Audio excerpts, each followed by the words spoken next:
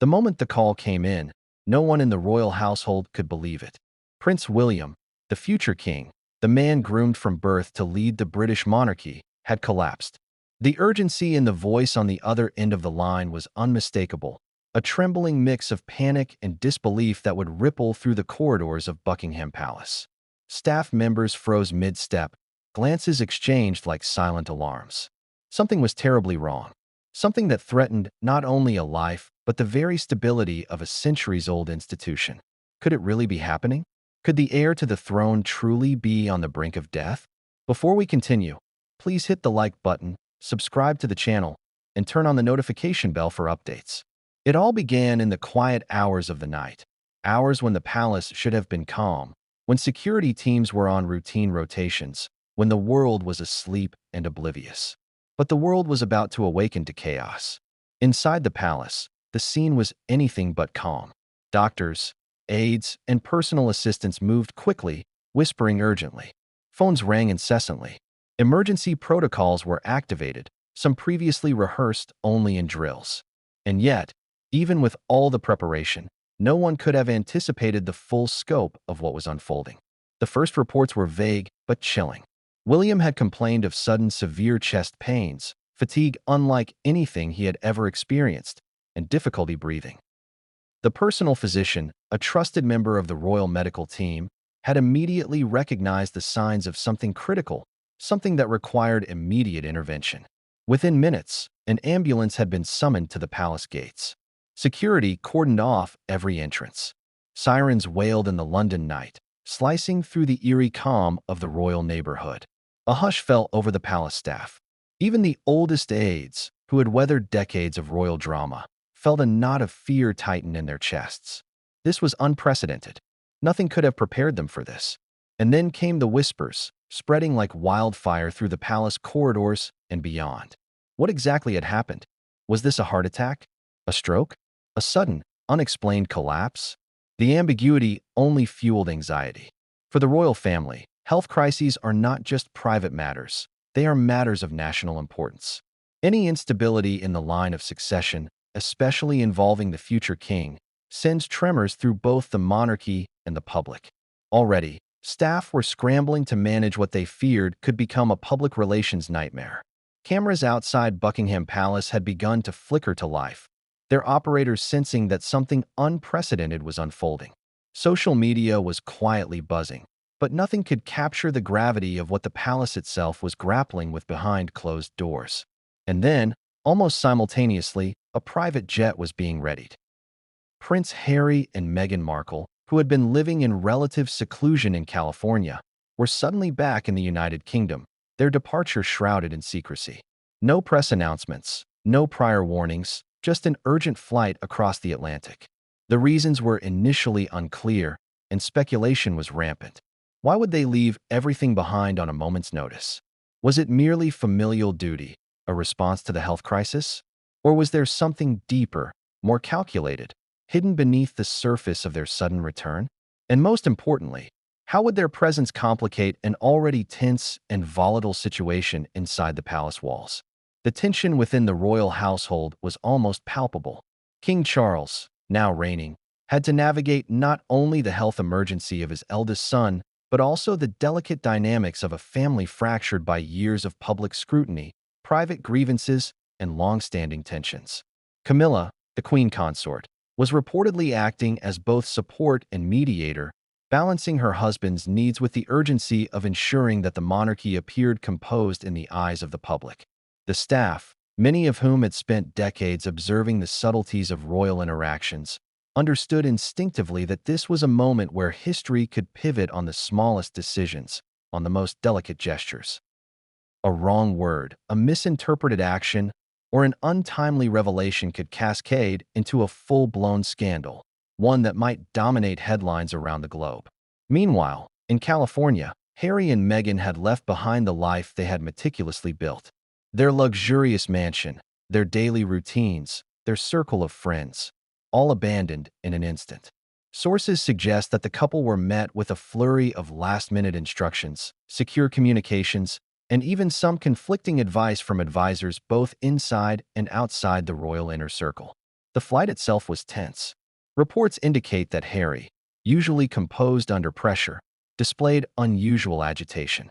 Meghan, often the more controlled partner, was reportedly emotional, her concern for William evident but also tinged with the weight of scrutiny they both anticipated upon arrival. Every detail, from departure to landing, was calculated, yet fraught with uncertainty. The stakes could not have been higher. The public, oblivious to these urgent developments, would soon be swept into a whirlwind of speculation. Media outlets, ever hungry for a royal scoop, were already mobilizing, sensing that the story had the potential to eclipse all others. Social media chatter, though limited at first, hinted at the coming storm. Every follower, every news feed, every rumor would amplify the tension. And yet, for all the noise outside, inside the palace, silence dominated. The quiet, tense silence of people waiting, anticipating, fearing what might come next. The core of the crisis was, of course, Prince William himself. While the palace maintains a strict policy of confidentiality regarding medical issues, the severity of this situation was such that even a whisper could have seismic implications. His health was no longer just a personal concern. It was a national concern, a matter touching on the continuity of the monarchy, the stability of a family, and the emotions of millions who view the royal family as both iconic and human. And within that crucible of urgency and secrecy, decisions had to be made. Decisions that would reverberate not just across Buckingham Palace, but across the world. Adding to the complexity were the underlying family dynamics. Harry and Meghan's sudden return raised questions and speculation about reconciliation, influence, and motive. Were they returning purely out of familial concern, or was there an element of strategy? Could their presence be seen as supportive, or would it ignite further tension, rekindling old conflicts that had never truly healed? Each step they took inside the palace would be scrutinized, analyzed, and dissected. Their every glance, every word, every gesture could be loaded with meaning, intentional or not. The stakes were colossal, not only because of William's condition, but because of the symbolic and political weight their return carried. And then there were the advisors, the doctors, the aides, each a critical player in this high-stakes drama. Their decisions, their recommendations, their handling of information would either stabilize the situation or escalate it into chaos. Reports suggest that a delicate dance of secrecy and transparency was underway. What to reveal to the public, what to keep contained within the palace walls, and what to communicate to the family in real time. Every choice mattered. A wrong move could spark panic, suspicion, or even a media frenzy of historic proportions. As the night wore on, a sense of impending revelation hung in the air. Nothing felt ordinary. Even the familiar corridors of Buckingham Palace seemed charged with tension, each shadow a potential messenger of change. The staff were alert, almost hyper-aware of every footstep, every whisper, every door that opened or closed. And somewhere in the midst of it all, William was fighting, not just for his health, but for a future he had been preparing for since childhood, a future that now felt precarious and uncertain. And while the palace dealt with the immediate crisis, the world outside waited, oblivious but poised. News would break, headlines would scream, social media would erupt. And yet, for those inside, there was only the pressing reality: a family at the brink, a future king in jeopardy, and two figures returning from across the ocean whose arrival could tip the scales in ways nobody yet imagined. But what came next would change everything, and no one saw it coming. It started with a text message that no royal aide wanted to receive. A terse, urgent line of communication that carried the weight of panic. Prince William was unwell.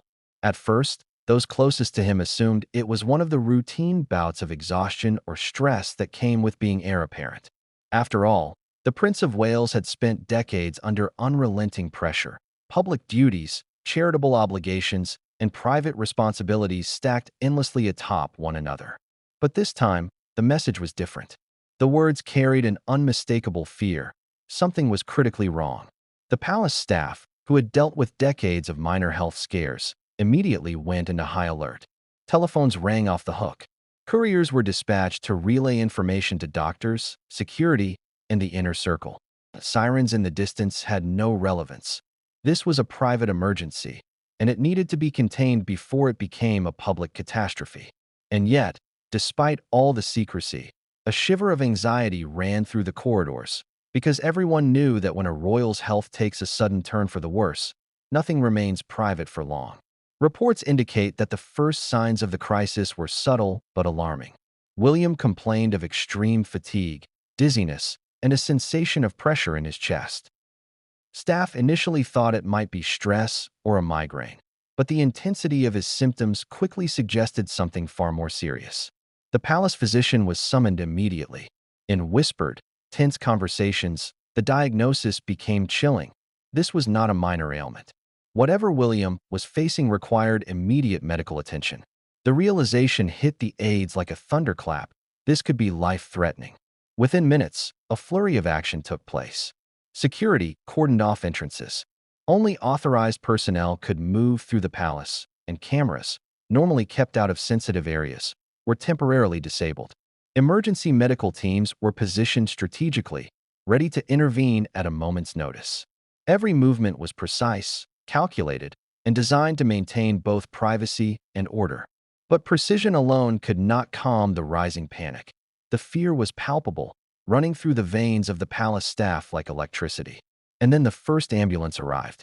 Its siren cut through the night air, an almost surreal intrusion into the ancient and usually solemn palace grounds. Security personnel guided the vehicle to the private entrance, where William had been stabilized as best as possible. Doctors worked quickly, checking vitals, analyzing symptoms, and preparing for the possibility of transport to a specialized hospital. Every second mattered. Every decision carried weight.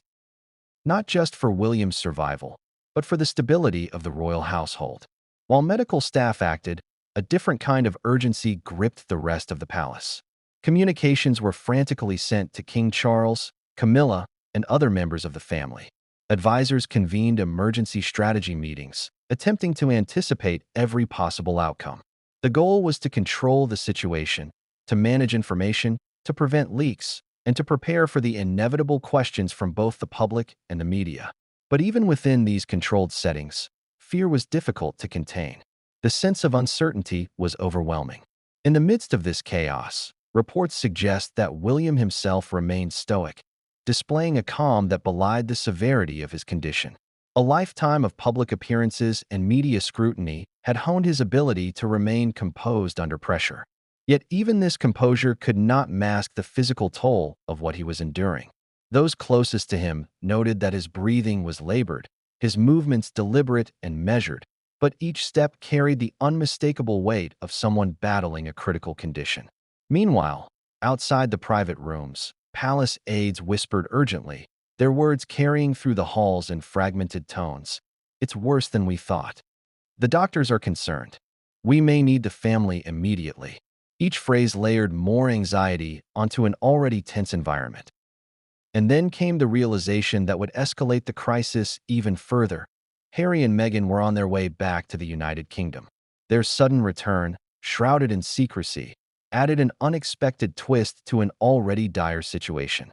Sources report that Harry and Meghan's departure from California was abrupt, marked by private consultations with advisors and a flurry of last-minute instructions. The jet was readied on an airstrip far from prying eyes, ensuring that the couple could leave without alerting the media. On board, tension was palpable. Harry, known for his composure, reportedly showed signs of agitation. Meghan, equally aware of the implications of her arrival, remained intensely focused, a mixture of anxiety and determination on her face. Every detail of the flight, from departure to arrival, had been calculated, yet uncertainty hung like a shadow over every mile flown. Inside Buckingham Palace, the anticipation of their arrival heightened tension to near-breaking levels. Staff debated how best to introduce the returning couple, what protocols to follow, and how to manage interactions with the ailing prince. Would their presence provide comfort to William, or would it ignite tensions long suppressed? The questions were numerous, and answers were elusive. Advisors worked feverishly, knowing that every action, every word, and every gesture would be scrutinized, dissected, and remembered. Even the most seasoned palace aides could not deny the gravity of the situation. Unlike previous health scares, this was urgent. The emergency had escalated beyond minor health concerns. The stakes were extraordinary. William's health was intertwined with the continuity of the monarchy, the stability of the family, and the expectations of a global audience watching every move. One misstep, one leak, or one miscommunication could trigger an international spectacle, the likes of which had never been seen. As medical teams worked tirelessly, they began to piece together a clearer picture of William's condition. While exact details remain confidential, it is known that the symptoms were severe enough to warrant continuous monitoring. A rapid response team remained on standby. Every heartbeat, every breath, every movement was tracked meticulously. In these moments, the palace transformed into a war room, a place where strategy, medicine, and emotion collided. And yet, despite all precautions, one undeniable truth emerged. The family dynamic was being tested in ways that few could have predicted. Harry and Meghan's return introduced both hope and tension. Their motives, while ostensibly rooted in concern for William, were layered with the complex history of their relationships with the rest of the family. Old wounds, unresolved disputes, and public narratives suddenly became immediate and unavoidable. How would the family navigate this intricate web of care, tension, and scrutiny? Only time would tell. As dawn approached, Buckingham Palace had become a hive of activity unlike any seen before. Medical staff, security personnel, and family advisors moved in orchestrated, almost choreographed sequences. Yet the emotional undercurrent was impossible to conceal. Anxiety, fear, and anticipation coalesced into a tense atmosphere, as if the very air inside the palace had thickened with expectation. And through it all, William remained the central figure, the heir apparent, vulnerable yet resilient, battling both his condition and the pressures of his role. Outside the palace, the world remained unaware of the full extent of the crisis. News outlets were stirring, social media whispered rumors, but the details were obscured by a wall of discretion. Those closest to the situation knew that any premature revelation could spark chaos. The palace had to balance transparency with protection, secrecy with necessity, all while navigating the arrival of Harry and Meghan. In the midst of this unfolding drama, one undeniable fact became clear. The events of the night had already shifted the trajectory of the monarchy. Decisions made in these hours, conversations held behind closed doors, and actions taken in urgency would reverberate for months, if not years. What began as a sudden health alert had evolved into a night of unprecedented stakes, where the boundaries of family, duty, and secrecy blurred into a high-stakes drama unlike any other. And as the first light of day broke over London, a final message arrived, a communication that hinted at revelations yet to come. It was subtle, almost innocuous, yet charged with significance. Staff glanced at one another, uncertainty etched on their faces. What it meant for William, for Harry and Meghan, and for the monarchy as a whole, remained to be seen. But what came next would change everything, and no one saw it coming. The palace had never been so tense. Buckingham Palace, a symbol of enduring stability, now felt like a house trembling on the edge of a storm. Every corridor, every grand hall, seemed charged with an electric undercurrent of fear and uncertainty. Word of Prince William's critical health condition had spread like wildfire among the inner circle. Advisors whispered in hushed tones, nurses scurried between rooms, and security personnel fortified entrances with almost militaristic precision. The family, too, felt the weight of it. King Charles, Camilla, and the senior royals were suddenly thrust into a night where routine protocol was meaningless and every choice carried monumental consequence. King Charles, normally composed, appeared tense, his hands gripping the armrest of a chair as he absorbed updates from William's medical team. Each report, each vital sign, each assessment was delivered with the utmost urgency. Charles's mind raced, not only with concern for his eldest son, but with the realization that the future of the monarchy was at stake. The line of succession, long rehearsed and seemingly unshakable, now hung precariously on William's health. What if this crisis escalated? What if the heir to the throne was incapacitated for an extended period? How would the world react? How would the country respond? These questions were unspoken, yet omnipresent in every conversation. Camilla, the queen consort, moved through the rooms with a measured calm, her presence a stabilizing force. Yet even she could not mask the tension under the surface. Staff noted the subtle tremor in her voice when addressing aides and advisors. She balanced concern with poise, showing empathy for William while managing the needs of the broader household. Her role was delicate. She had to support her husband, attend to the sick heir, and maintain the perception of control in the eyes of the public. In moments like these, the palace was not merely a residence. It became a stage, and every action was scrutinized. Camilla's calm was a shield, but even the strongest shields can crack under extreme pressure. Meanwhile, the younger members of the royal family were being quietly briefed. Princes, princesses, and cousins were informed in carefully chosen words, designed to convey urgency without inciting panic. Yet the emotional weight was unavoidable. For decades, the royal family had been trained to maintain composure, to appear unflappable in public. But crises like this strip away the polish. Behind closed doors, fear was raw, unfiltered, and contagious. Family dynamics, long suppressed in the public eye, began to surface with a force that was impossible to ignore. Old grievances and lingering resentments, normally kept under control, began to stir. One of the most delicate challenges was communication. The palace operates under strict protocols, and information is controlled meticulously. In normal circumstances, updates to the public and media are delayed and carefully crafted. But a health crisis of this magnitude created a tension between secrecy and transparency. Too much silence could fuel rumors. Too much disclosure could trigger unnecessary panic. Advisors debated every word, every press release, every statement with precision. And yet, no amount of planning could eliminate the emotional chaos inside the walls. Every phone call, every message, every meeting carried the weight of potential catastrophe. As William lay in the private medical suite, surrounded by monitors and doctors, the family faced decisions that went beyond health. The timing of Harry and Meghan's return suddenly became a focal point. Would their arrival provide comfort to William, or would it exacerbate existing tensions? The couple had been living abroad, largely removed from royal responsibilities, and their return, unannounced and urgent, introduced a new layer of complexity. Some advisors viewed their presence as potentially helpful, a source of emotional support. Others feared it would create friction and distraction. Every detail had to be weighed: timing, protocol, interaction with staff, and, most importantly, William's emotional state. The atmosphere in the palace was further complicated by the security response. Every entrance was guarded, every hallway monitored, and every potential point of intrusion considered. Security teams coordinated closely with medical personnel, ensuring that the environment remained controlled. Yet, even with these measures, the knowledge that the world outside the palace gates was watching added pressure.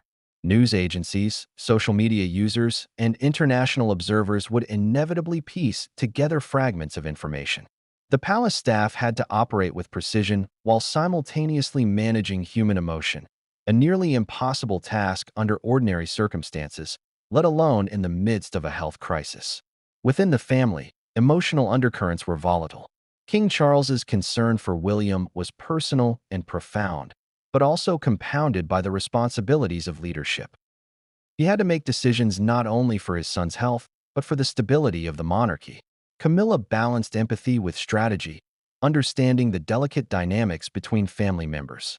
Even minor interactions carried outsized significance. A misplaced word or gesture could ripple through the household and potentially fuel a narrative of discord or incompetence. The family's cohesion was being tested in real time, under conditions of immense stress. Meanwhile, aides noted the subtle signs of strain in other family members. Emotions ran high, and reactions varied widely. Some were composed, masking fear with professional stoicism. Others displayed visible anxiety, wringing hands, pacing, or whispering in corners. The palace, usually a controlled environment of ritual and protocol, had become a theater of human emotion, a place where love, fear, loyalty, and anxiety collided. Every action, every decision, every glance was loaded with meaning. No one could afford to misstep. As the night wore on, the family faced a cascade of decisions. Who would be allowed to visit William? How would Harry and Meghan be integrated into the immediate care plan?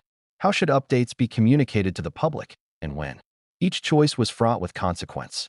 Advisors presented options, debated outcomes, and simulated potential scenarios, but uncertainty remained. The stakes were enormous. The life of a future king, the stability of a family, and the perception of an institution that millions relied upon for continuity and reassurance. And then, reports indicated that William's condition had taken another subtle but alarming turn. Doctors requested immediate consultation with specialists, a rare move in royal medical protocol, highlighting the severity of the situation. Advisors conferred urgently, aware that every decision carried immense weight. A delay in response could prove catastrophic, both medically and politically. The family's collective anxiety intensified, and even those trained for high-pressure scenarios felt the strain. Meanwhile, the palace had to anticipate public reaction. The world might not yet know the full extent of the crisis, but fragments of information were already circulating. Media outlets, both domestic and international, were poised to interpret any leak as a sign of instability. The family's communications team worked tirelessly, drafting statements, preparing for press briefings, and controlling the narrative as best they could. Yet no amount of media management could mitigate the raw emotional impact felt within the palace. In this charged atmosphere, Harry and Meghan's impending arrival loomed large. The couple's return had been swift, urgent, and shrouded in secrecy. On board their private jet, they had been briefed on the situation but had no way of fully anticipating the tension they would encounter. Their presence represented both hope and potential volatility. Family dynamics, already strained by years of public conflict and personal grievances, would be tested to their limits. Would their arrival bring comfort to William, or would it amplify tensions? Would past conflicts resurface, complicating an already critical scenario? And yet, despite all the fear, anxiety, and urgency, a strange calm seemed to settle over certain parts of the palace. Senior advisors, seasoned nurses, and security personnel moved with quiet efficiency, performing each task with practiced precision. Every step, every gesture, every word was calculated to maintain order and protect the family. In these moments, the palace functioned like a living organism, each component responding to crisis with instinct and training. Even with this discipline, the emotional stakes could not be contained. The family faced a night of profound uncertainty. Every heartbeat, every medical decision, every interaction carried enormous significance. The line between professional duty and personal emotion blurred. Love, fear, loyalty, and anxiety converged in ways that could not be fully managed. And just when it seemed the family might navigate the night with controlled precision, a new complication arose. A message arrived, subtle but urgent, suggesting that William's condition might be more serious than initially reported. The advisors exchanged glances. King Charles's jaw tightened. Camilla's eyes flickered with concern. In an instant, the palace atmosphere shifted from tense vigilance to full-blown alarm. But what came next would change the course of the night, and no one could predict it. It was a stormy night over the Atlantic when Harry and Meghan finally boarded their private jet. The roar of the engines almost drowned out by the tension crackling in the cabin. No one spoke at first. The weight of the news from Buckingham Palace hung in the air like a storm cloud threatening to burst. Reports of Prince William's critical condition had reached them just hours earlier, and every decision, every move, had been executed with exacting precision. A life, and the future of the monarchy, was on the line. The flight itself had been hastily arranged. Sources indicate that the couple departed from a discreet airstrip outside Los Angeles, far from prying paparazzi and intrusive media helicopters. The timing was calculated down to the minute. No layovers, no delays, just a direct route across the Atlantic.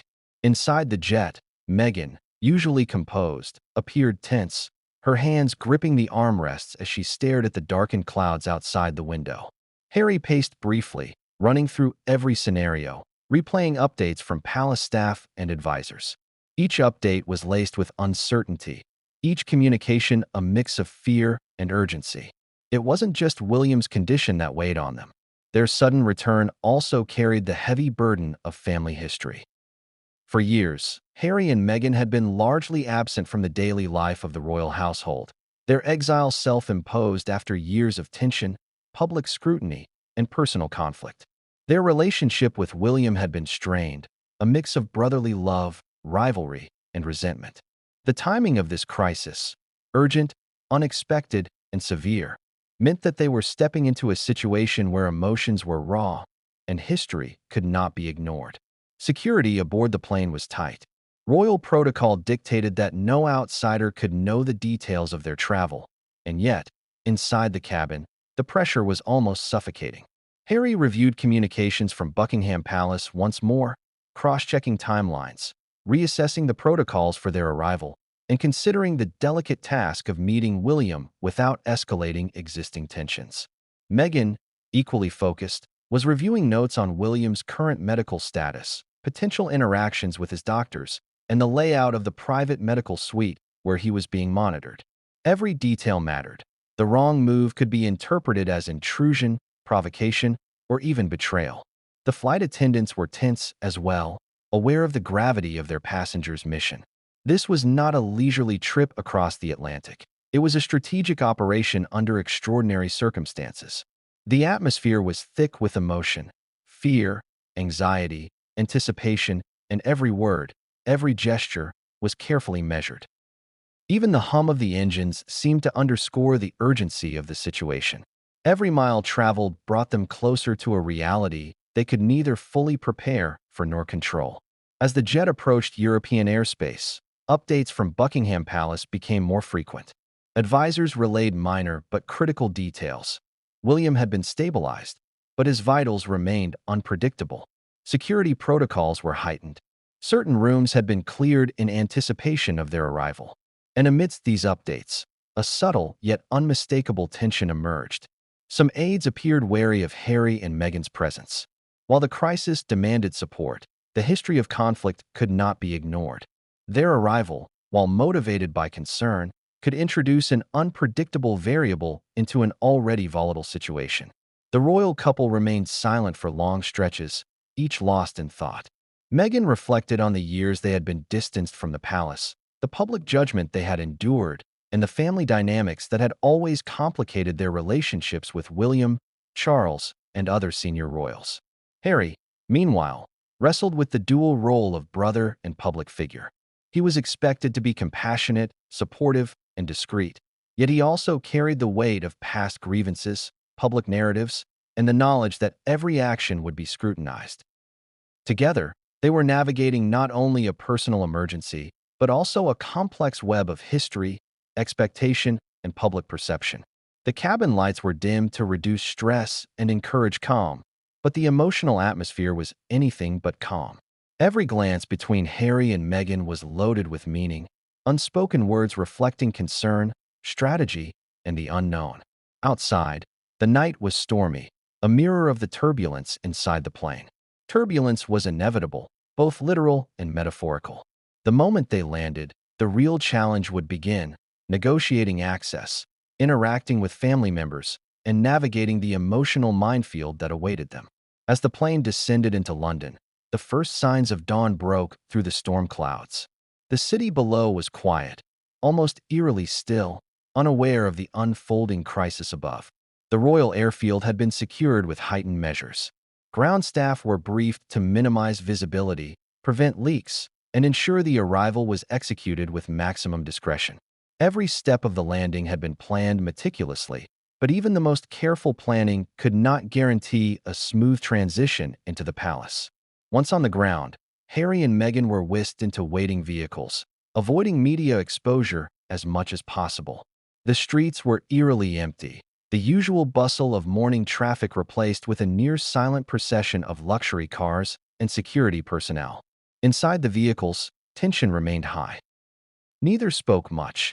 Each was mentally preparing for the confrontation, the reunion, and the difficult dynamics that awaited inside Buckingham Palace. The severity of William's condition loomed over them like a shadow, a constant reminder that time was not on anyone's side.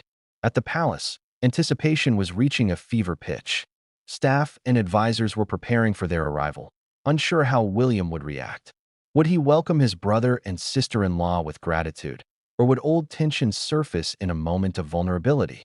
The history of conflict, compounded by media scrutiny and the pressures of public expectation, made this an unpredictable scenario.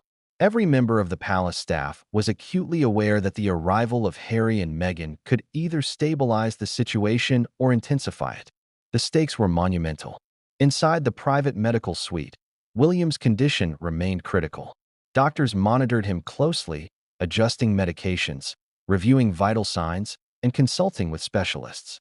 While initial stabilization had been achieved, the unpredictability of his condition meant that nothing could be taken for granted.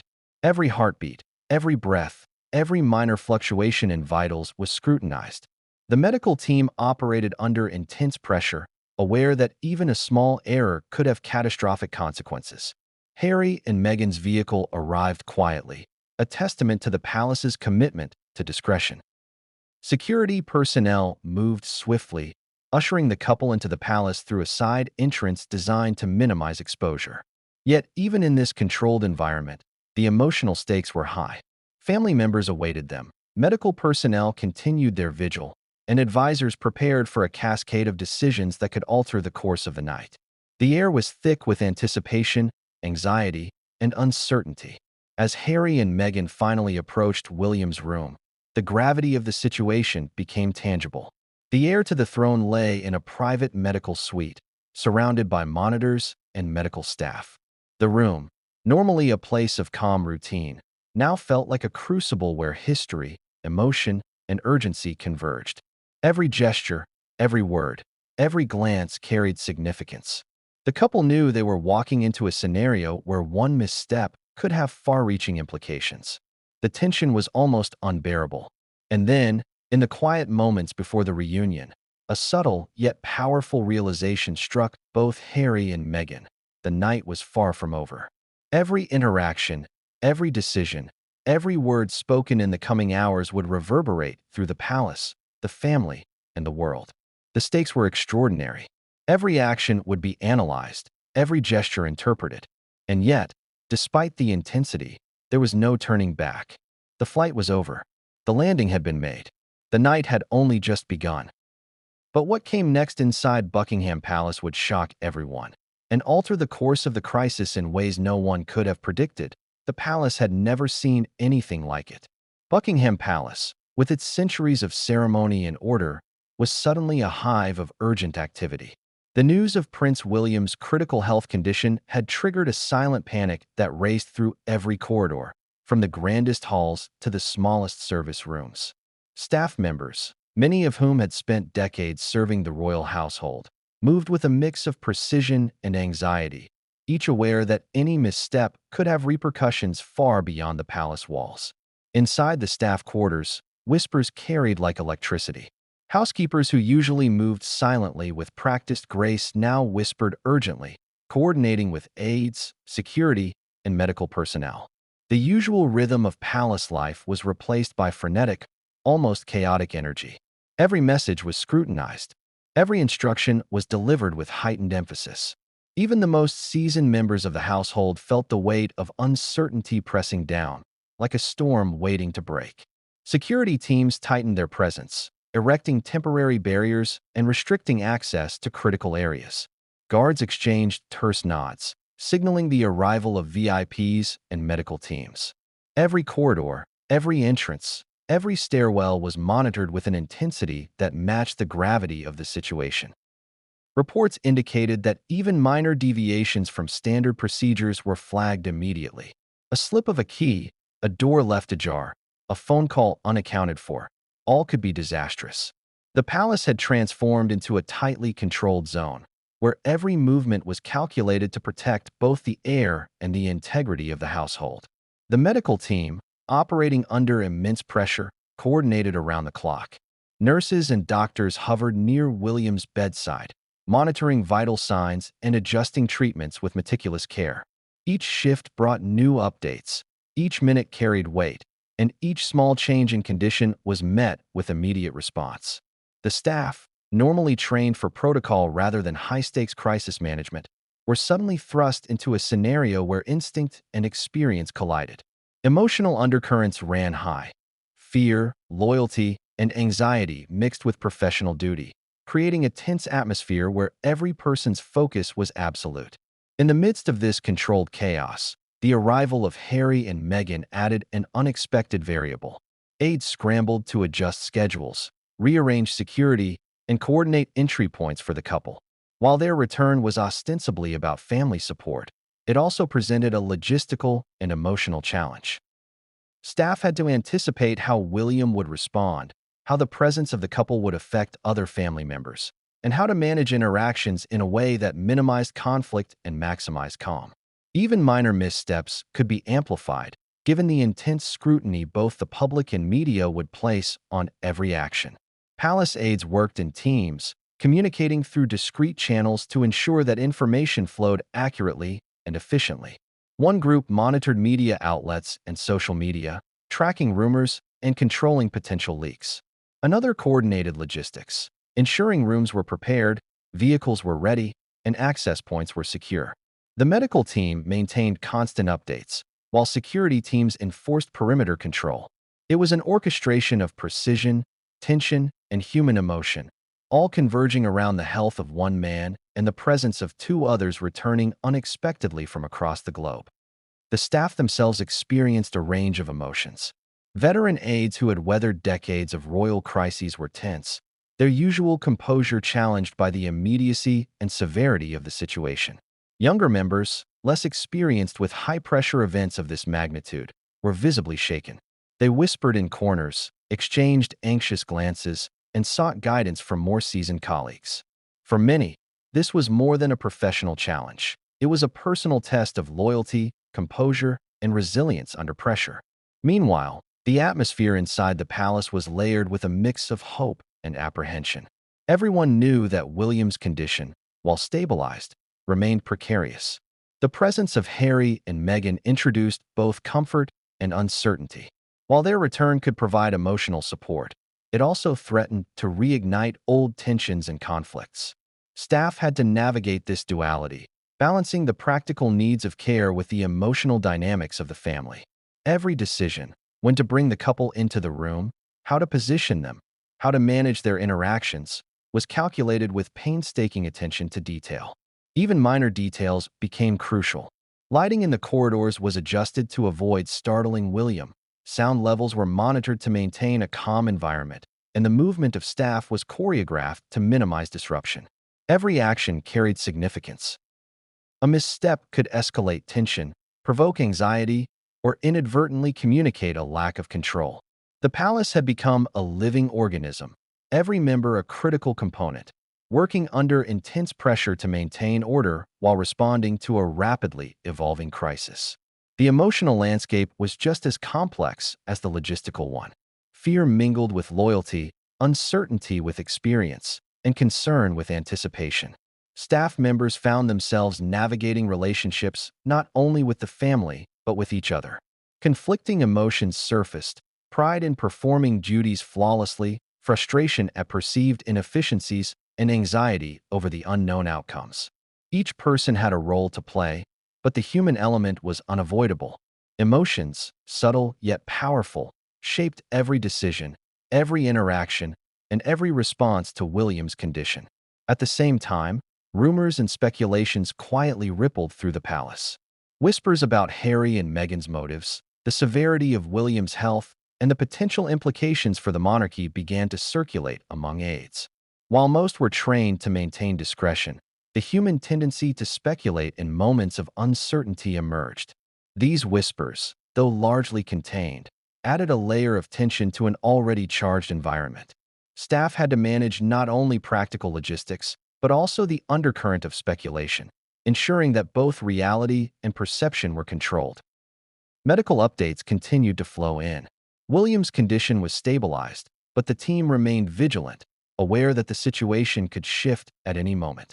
The staff coordinated around the clock, ensuring that doctors had everything they needed, that security was maintained, and that the family was kept informed in a controlled manner. Every detail, from the placement of equipment to the timing of updates, was scrutinized. The palace had transformed into a high-stakes command center, where precision, awareness, and emotion converged. And yet, despite all the planning and vigilance, a sense of unpredictability remained. Harry and Meghan's arrival introduced a variable that could not be fully anticipated. Their history with the family, their public profile, and the media scrutiny they attracted added layers of complexity to an already delicate situation. Staff had to prepare for multiple outcomes, balancing the need for support with the risk of tension. Every gesture, every word, every step mattered. As dawn approached, Buckingham Palace remained a tense, electric environment. Staff moved through the halls with measured urgency, coordinating movements, monitoring updates, and preparing for the next phase of the crisis. Each moment carried significance. Each decision had potential consequences that could ripple through the family, the palace, and the world. And then, a subtle yet urgent message arrived from the medical team. Something had shifted in William's condition. An unexpected change that required immediate attention. Staff exchanged quick, tense glances. The realization settled like a weight. The night was far from over, and the challenges of managing this crisis had only just begun. But what happened next within the palace walls would shock even the most seasoned aides, and it would set the stage for confrontations no one saw coming. In 01 outside the palace had yet grasped the gravity of Prince William's condition. To the public, he was always the composed, smiling future king, appearing in impeccable suits, attending charitable events, and performing his duties with the poise of someone born for this life. But behind the closed doors of Buckingham Palace, the reality was far more alarming. William's symptoms were severe, unusual, and escalating, prompting doctors to demand constant monitoring. The phrase critical condition had never before been used so definitively within palace walls. The medical team, composed of royal physicians, specialists flown in on emergency notice, and experienced nurses, worked tirelessly. Their primary focus was immediate stabilization, ensuring that William's heart, lungs, and neurological functions were operating within acceptable parameters. Reports indicate that his blood pressure had fluctuated erratically, his oxygen levels dipped unexpectedly, and he experienced episodes of severe weakness. Every time a monitor beeped, every adjustment in medication carried monumental weight. A single miscalculation could have irreversible consequences. Doctors had convened an emergency team meeting, but even within this highly trained group, opinions varied. Some recommended conservative monitoring, citing William's history of minor health concerns. Others pushed for aggressive intervention, concerned that underlying conditions could exacerbate without immediate attention. These debates, while professional and discreet, were fraught with tension. Every argument was laden with the understanding that the life of a future monarch, and by extension, the stability of the British monarchy, hung in the balance. Meanwhile, palace staff were tasked with maintaining calm. They managed communications, coordinated logistics, and ensured that only authorized individuals had access to sensitive areas. The public narrative had to be controlled, but the reality inside the palace was anything but calm. Doctors whispered in corners, aides moved rapidly yet cautiously, and security monitored every entrance. The tension was compounded by the arrival of Harry and Meghan, who, while coming with the intention of supporting William, introduced a layer of emotional and historical complexity that no medical team could account for. William himself remained stoic, despite the discomfort and uncertainty. His composure masked pain, but those closest to him could see the strain. A slight tremor in his hand, a subtle pause in his speech, a deeper-than-usual exhale. All indicated that he was fighting harder than anyone realized. Yet even in the midst of his condition, he remained acutely aware of the implications of his health crisis. The future of the monarchy, the perception of his family, and the expectations of millions of citizens pressed down on him like an invisible weight. The hidden medical details, never intended for public eyes, were staggering. Sources suggest that William had been experiencing symptoms that could indicate multiple underlying issues, some acute, some chronic. While the palace has never publicly disclosed specifics, insiders report that the combination of physical and emotional stress may have contributed to a sudden deterioration. Every medical test, every procedure, and every consultation was urgent. Time was not a luxury. Decisions had to be made in real time, often with incomplete information. In addition to the physiological challenges, there was a psychological dimension to consider. William's awareness of his own condition, combined with the presence of family members and the historical weight of his role, created a pressure cooker environment. Medical staff were tasked not only with stabilization, but also with managing the emotional landscape. The impact of anxiety, stress, and familial dynamics on his physical condition could not be ignored. Every reassurance, every word of encouragement, and every attempt at comfort was carefully calibrated to support both mind and body. The arrival of Harry and Meghan, while potentially beneficial for emotional support, also complicated medical care. Doctors and staff had to coordinate the couple's interactions, ensuring that William was not subjected to unnecessary stress or emotional conflict. Every conversation, every gesture had to be considered. The historical tensions between the brothers, combined with the scrutiny of Meghan, created a scenario where even well-intentioned actions could have unintended consequences. The medical team operated under the dual pressures of preserving William's health and managing the emotional dynamics introduced by the unexpected family reunion. While internal communication was constant, secrecy remained paramount. The palace had to prevent leaks to the press, social media, and public speculation. Even a small detail about William's symptoms, if revealed prematurely, could trigger widespread panic and sensationalized reporting.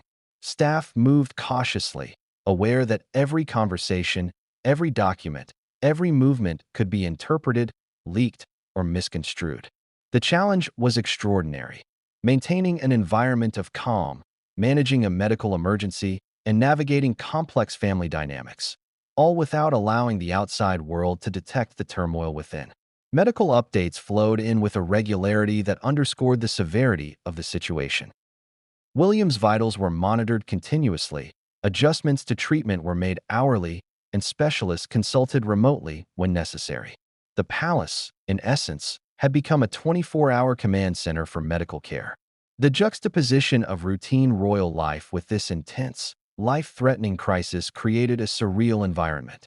Staff moved as if in a slow-motion dance, balancing urgency with discretion, each aware that even the smallest error could have catastrophic consequences. As the night progressed, a troubling trend emerged. Despite stabilization efforts, certain vitals fluctuated unpredictably. Episodes of weakness became more pronounced, and moments of disorientation suggested that additional complications could be arising. The medical team responded immediately, adjusting treatment plans, monitoring for adverse reactions, and ensuring that contingency protocols were in place. Time was both an ally and an enemy. The longer the crisis persisted, the more precarious the situation became. Throughout all of this, the palace maintained a careful balance between transparency and secrecy. Only the closest family members were fully briefed on the extent of William's condition. Even King Charles had to weigh the information he provided, considering both the emotional impact on the family and the potential public repercussions. Meanwhile, aides carefully managed the flow of information to other members of the household, ensuring that updates were accurate, concise, and appropriately framed. The logistics of information management became almost as critical as the medical care itself. In parallel, advisors began preparing for all possible scenarios. What if William's condition worsened unexpectedly? How would the family, the staff, and the public respond? Plans for succession, public statements, and media messaging were drafted, rehearsed, and refined. Each plan was tested against potential contingencies, with the understanding that failure was not an option. The monarchy's reputation, stability, and continuity were at stake, and even the smallest miscalculation could have historical implications. Despite the complexity, moments of human emotion still surfaced. Staff reported glimpses of William's vulnerability, a quiet sigh, a fleeting expression of fatigue, a subtle need for reassurance. These moments reminded everyone that, beyond protocol and duty, this was a human life in peril. The medical team responded with empathy, balancing clinical precision with emotional support.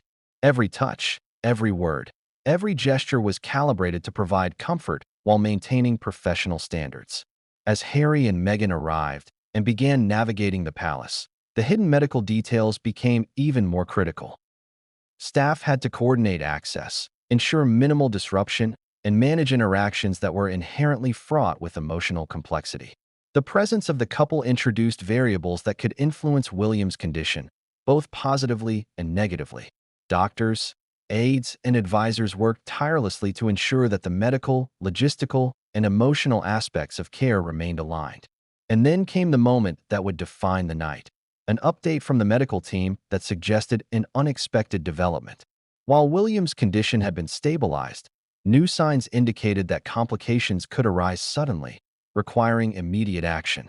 The staff, already operating under intense pressure, were thrust into a heightened state of alert. Decisions had to be made quickly, with far-reaching consequences for both William's health and the dynamics of the family. But what happened next in the palace would reveal secrets long hidden, challenge loyalties, and set the stage for confrontations that no one anticipated. And it would all unfold while the world remained oblivious. The palace gates had never seen such a flurry of activity. Security teams, normally operating with precise discretion, were now moving with a heightened sense of urgency. Every entrance, corridor, and window was monitored. Vehicles were scanned, personnel vetted, and the flow of information tightly controlled. Buckingham Palace had effectively transformed into a high-stakes fortress, where the smallest breach could trigger chaos.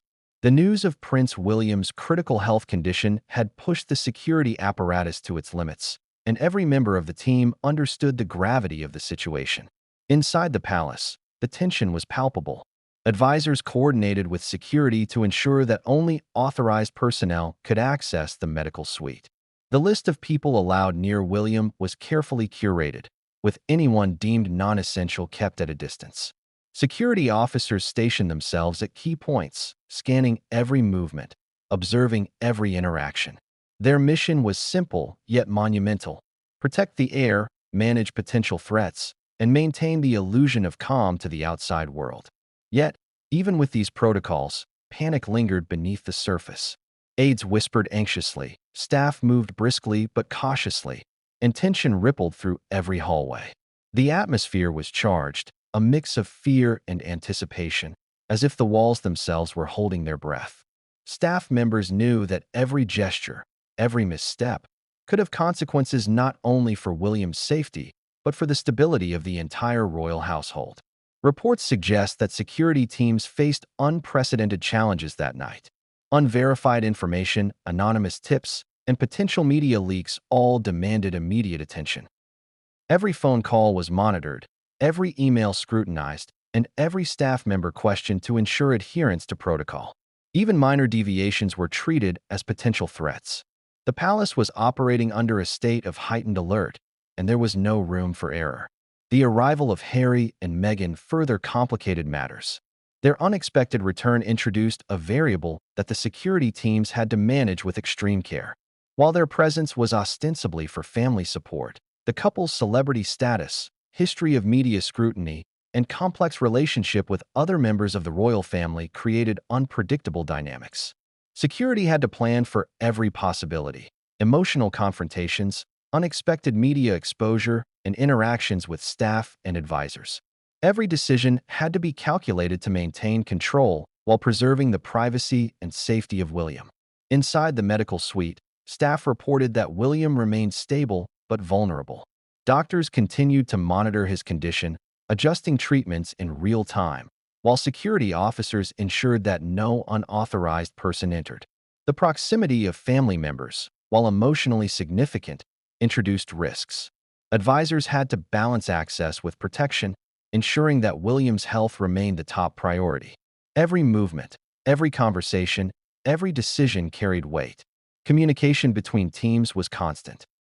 Advisors relayed updates to King Charles and Camilla. Security teams coordinated with medical staff, and aides managed logistical details. The coordination required was immense, and every participant operated under immense pressure. One miscommunication could disrupt the delicate balance of care, safety, and protocol. It was a night where precision was paramount, and the consequences of mistakes were monumental. Outside the palace, media speculation began to surface, though the full story remained contained. Rumors circulated about William's condition, the arrival of Harry and Meghan, and potential palace chaos. Security teams, aware of the global attention, reinforced protocols, ensuring that no unauthorized images, videos, or information leaked. The stakes extended far beyond the walls of the palace. Any breach could spark an international media storm, amplifying panic and uncertainty. Inside, the psychological pressure on staff was immense. Every decision, every action, and every interaction was scrutinized, not only by the royal family but by colleagues, advisors, and medical professionals. Emotional tension ran high. Fear of failure, concern for William, and anxiety over potential repercussions created a volatile environment. Staff members, many of whom had decades of experience, found themselves navigating scenarios they had never encountered. Every action required careful consideration, balancing duty with human emotion. The palace became a stage where history, security, and human emotion converged. Security measures extended beyond physical protection to include managing perception. Staff had to ensure that any visible signs of panic were minimized, maintaining a veneer of calm while navigating extraordinary challenges. Every gesture, every word, and every decision was loaded with meaning. The presence of Harry and Meghan, the critical condition of William, and the looming global attention created a pressure cooker environment that few had ever experienced. In addition to internal challenges, the threat of external interference loomed. Media outlets, paparazzi, and social media were primed to detect any movement, any clue, any whisper from the palace. Security had to anticipate attempts to infiltrate, record, or disseminate information. The perimeter was monitored, all communication channels scrutinized, and all personnel checked repeatedly. The palace had become a fortress of information as much as of physical security, with every measure designed to protect the family and control the narrative. Amid the chaos, aides began coordinating emergency contingency plans. If William's condition worsened, evacuation routes, hospital transfers, and specialist consultations were pre-planned.